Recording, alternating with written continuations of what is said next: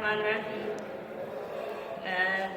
ये केमिस्ट्री, मैं आपकी टीचर केमिस्ट्री की टीचर मिस सुंबल हूँ, पाकिस्तान इंटरनेशनल पब्लिक स्कूल से ऑनलाइन क्लास स्टार्ट कर रही हूँ ग्रेड 10 के लिए। जो फर्स्ट चैप्टर है हमारा केमिकल इक्विलिब्रियम, पेज नंबर 2 पे केमिकल इक्विलिब्रियम के बारे में हम पढ़ेंगे। पहले इंट्रोडक्शन करते हैं कि इसमें क्या दिया है, केमिकल इक्विलिब्रियम क्या है, इसके बारे में पढ़ते हैं। When liquid water is placed in a closed container at constant temperature, part of liquid evaporate. As water began to evaporate, at the same time, some of the vapors also began to condense, although the rate of evaporation is more than the rate of condensation in the start. As time passing, it becomes equal to the rate of condensation. When this happens, we may say that the liquid evaporate and vapors are in a state of liquid. कह रहे हैं कि हमारे पास जो liquid water है, जो liquid palm है, उसको हम एक क्लोज कंटेनर में हीट करते हैं, वो एवापोरेशन उसकी एवापोरेशन होती है, वो किस पाम में, गैस के पाम में कन्वर्ट हो जाते हैं वेपर्स के जरिए। फिर जब हम उसको दोबारा कंडेंसेशन करते हैं तो वो दोबारा वही वेपर्स किस पाम में, यानी गैस के पाम में जो कन्वर्ट हुए हैं, वो गैसेस आपस में मिल के दोबारा लिक्विड पाम में यानी वाटर पाम में आ जाते हैं। इसके बारे में यानी कि हमारे पास एक केमिकल है और वो इक्विलिब्रियम पाम में आते हैं। किस पाम में, इक्विलिब्रियम पाम में, यानी जो वाटर है तो वो पहले उसको क्लोज कंटेनर में रखे, उसको हीट दे, टेम्परेचर यानी नॉर्मल टेम्परेचर, कांस्टेंट टेम्परेचर दे उसको, और वो वेपर्स के पाम में कन्वर्ट हो जाएगा गैस के पाम में, तो दोबारा वो लिक्विड पाम में आ सकते हैं।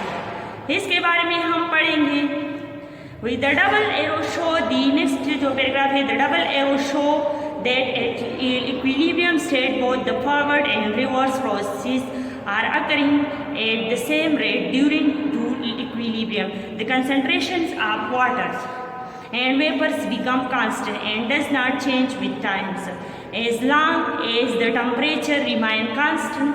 If the conditions of the reaction are changed, a change in the system में बी ऑब्जर्व। यानी हमारे पास जो रिवर्स पाम है, इक्विलिब्रियम पाम में किस तरह आता है, जो केमिकल इक्विलिब्रियम है तो वो किस तरह आता है, हमारे पास उसमें डबल एरो आता है।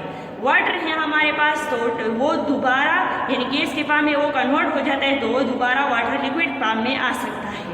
इसके बारे में हम पढ़ेंगे। हमारा जो टॉपिक है नेक्स्ट, वो है फर्स्ट टॉपिक हम पढ़ेंगे, वो reversible reaction and dynamic equilibrium. Reversible reaction and dynamic equilibrium क्या है, इसके बारे में हम स्टडी करते हैं। पहले रिवर्सिबल रिएक्शन की define, there are a number of reaction are in which the product do not combine to form reactant, such reaction are known as irreversible reaction. Irreversible reaction क्या है, जो वन एरो हो, इसका हम किस चीज़ से consider करते हैं, वन एरो से।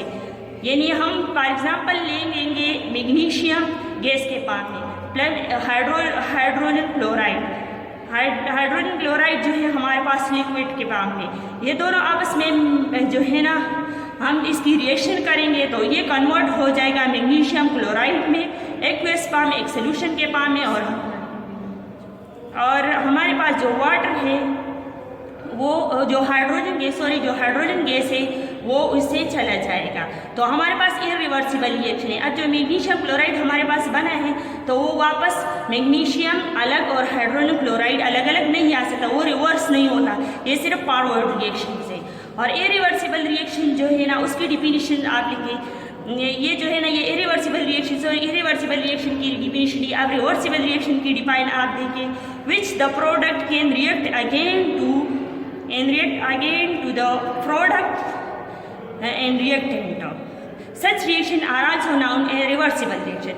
यानी जो हमारे पास प्रोडक्ट रिएक्टेंट बन जाते हैं, रिएक्टेंट से प्रोडक्ट बन जाता है तो प्रोडक्ट से भी रिएक्टेंट वापस बनती है, ये रिवर्स डायरेक्शन में आ जाते हैं।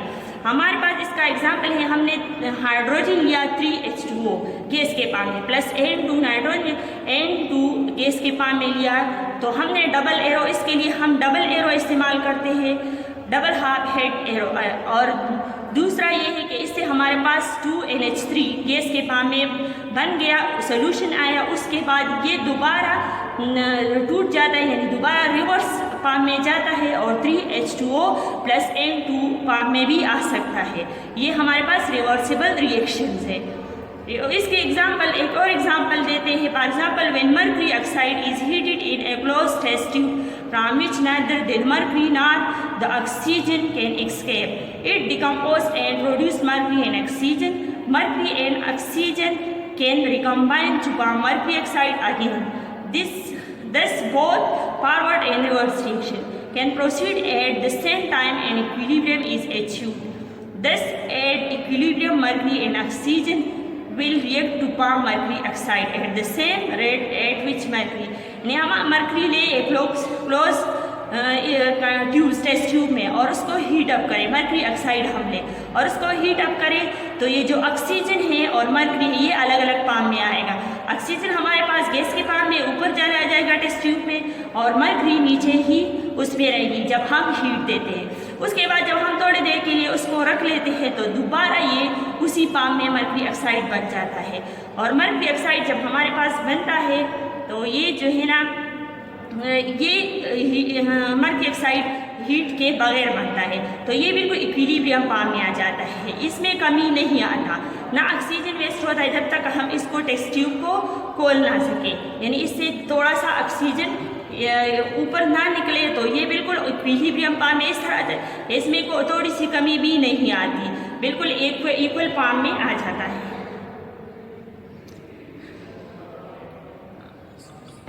आपको नहीं